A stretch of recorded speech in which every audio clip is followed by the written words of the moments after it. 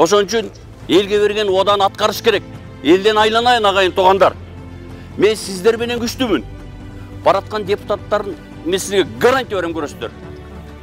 60% баягы мамлекеттик кызмат иштеп, чөнтөктөрүн толтуруп, Европа, Америка, Дубай, Турция, Анталия, көлдөн коттедждин барын, жерлердин барын алгандар өздөрүнүн бийлигин сактаганы бартат.